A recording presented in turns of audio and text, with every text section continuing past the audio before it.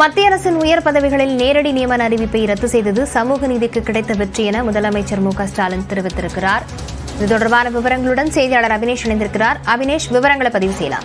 மத்திய அரசு இந்த லேட்டரல் என்ட்ரி என சொல்லக்கூடிய மத்திய அரசு பணியாளர்களுக்கான நேரடி நியமனத்தை அதுக்கான அறிவிப்பாணையை சமீபத்தில் வெளியிட்டிருந்தது. இதற்கு நாடு முழுவதும் எதிர்ப்பு நிலவிய நிலையில முதலமைச்சர் மு.க.ஸ்டாலின் இன்று காலை அதை ரத்து செய்ய வேண்டும், அந்த திட்டத்தை கைவிட வேண்டும் அப்படின்னு தன்னுடைய எக்ஸ் வலைப்பக்கத்தில் குறிப்பிட்டிருந்தார். மிக முக்கியமாக இது சமூக நீதிக்கு நேரடியான ஒரு தாக்குதல் எனவும் அவர் மேற்கோள் காட்டி குறிப்பிட்டிருந்தார்.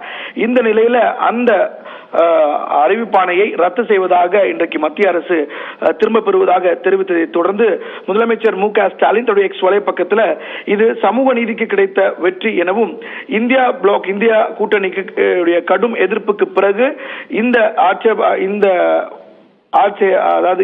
திட்டத்தை மத்திய அரசு திரும்ப பெற்றுள்ளது.